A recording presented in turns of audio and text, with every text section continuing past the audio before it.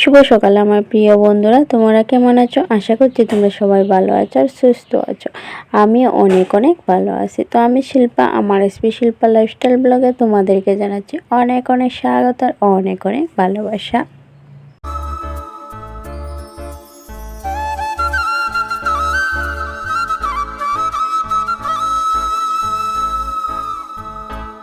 তো বন্ধুরা, আজকে হচ্ছে সোমবার, এখন ঘড়িতে বাজার হচ্ছে ওই 7:30টায়। তো ঘুম থেকে উঠে আমি বাইরের পাশে কাজগুলো করে নিয়েছি আর আবার এসেছি ঘরে। আর ঘরটা থেকে কি কম নোংরা হয়ে আছে, তো এর জন্য ভাবলাম যে পরিষ্কার করে নেই। উপরে অনেক জল জমেছিল, তো ওইটাই পরিষ্কার করে নিয়েছি। দেখেছো কীরকম নোংরা বেরিয়েছে। তো বন্ধুরা, এবার এইগুলো আমি উঠিয়ে ফেলে দেবো আর ওইদিকে আমি বারান্দাটাও এরকম পরিষ্কার করে নেব।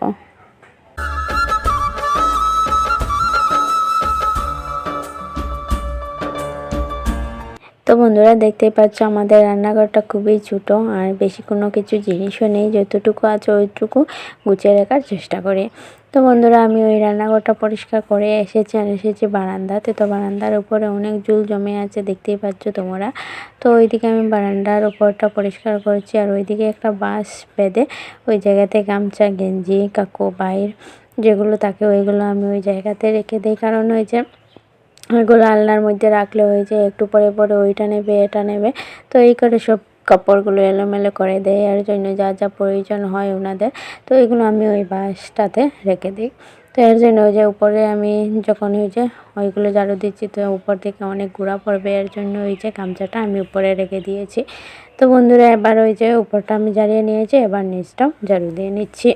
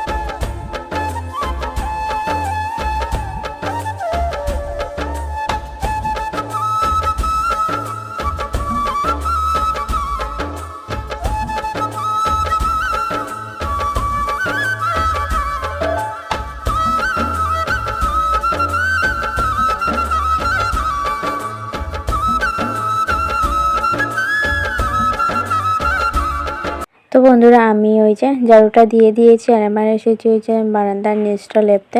তো ওইদিকে আমি লেপছি আর দেখেছো আমি যে জায়গাতে বসে আছি ওই জায়গাতে অনেক কাদা হয়েছে, যেহেতু ওই দিক দিয়ে বৃষ্টি হয়ে যখনই ওই যে জলটা ওইদিকে এসে আর ওইদিকে যেতে পারে না, ওই জায়গাতে থেকে যায় আর অনেক কাদা হয়েছে ওই জায়গাতে।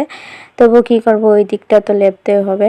তো কাদার মধ্যেই আমি লেপছি ওইটা। আর পায়ে দেখছো স্কুল যাচ্ছে, ওর পায়ে ইট পড়ে গিয়েছিল, এর জন্য ওর পায়ে ব্যথা, এর জন্য ও কীরকম হাঁটছে। তো ব্যথার জন্য ওষুধ খাওয়ানো হয়েছে, তো অল্প অল্প করে কমছে। তো ওইদিকে আমি ওই দিকটা লেপে দিয়েছি আর ওই দিকটা দিচ্ছি, ওই দিকে আর কাদা নেই, শুকনো আছে। তো ওইটা আমি লেপে তারপর আমি কাপড়ও ধুবো একটু। তো ওই যে লেপা শেষ করে কাপড় ধুতে যাব।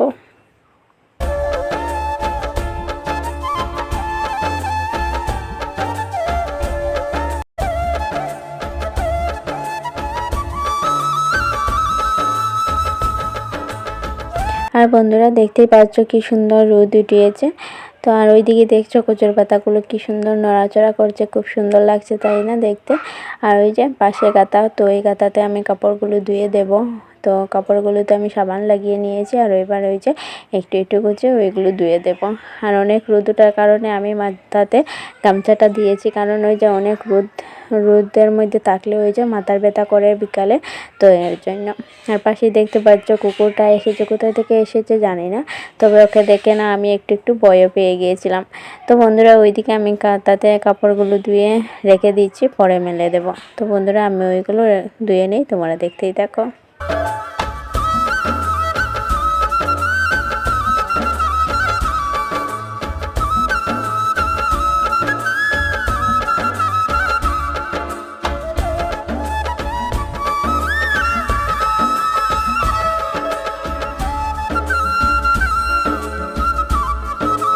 তো বন্ধুরা এই যে কাঁথাটা দেখছো, এই কাঁথাটা থাকার কারণে আমাদের অনেক সুবিধা হয়, কি বলবো আর।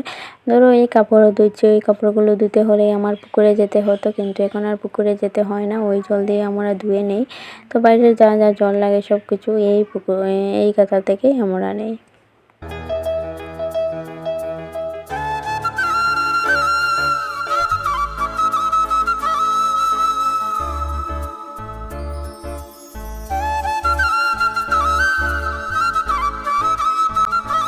বন্ধুরা কাপড় ধুয়ে এসেছি, আর এবার ওই যে টেবিল চেয়ার ওইগুলো ধুবো।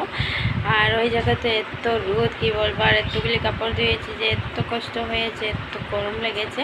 তাই ওই যে ফ্যানের নিচে একটু সময় এসে বসলাম, বসে তারপর ওই যে চেয়ার আর টেবিলগুলো ধুতে যাব। আর ওইদিকে আমি এগুলো কাজ করছি, আর ওইদিকে মা রান্না করছেন, যেহেতু এই কাজগুলো মা করতে পারেন না, অনেক কষ্ট হয় ওনার। আর ওই যে বলেছিলাম অসুখ উনি, তো বসে বসে রান্না করতে সেরকম আর কষ্ট হয় না। আর ওইদিকে আমি সব কাজগুলো গুছিয়ে নিয়েছি, আর আমি যে রান্না করে কাজগুলো করবো এরকম আর সময় হয় না, কারণ এখনকার দিনে হয়েছে একটু বৃষ্টি একটু রোদ, কখন বৃষ্টি পড়ে যাবে। তো এর জন্য ভাবলাম রোদ উঠে গিয়েছে যখন, তখন ওই কাজগুলো তাড়াতাড়ি করে নিই, আর ওইদিকে মা রান্না করে নেবেন। তো ওই যে আমি চেয়ার টেবিল ওইগুলো বের করে রেখেছি, তো ওইগুলো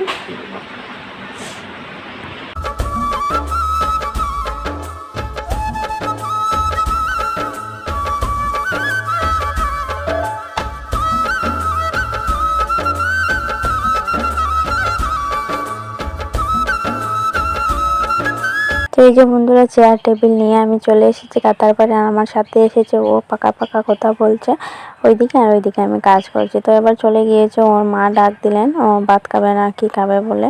তো ওইদিকে আমি পরিষ্কার করে নিয়েছি, এবার ধুয়ে দিয়েছি, আর ধুয়ে ওই যে রোদেতে রেখে দেবো, শুকিয়ে যাবে।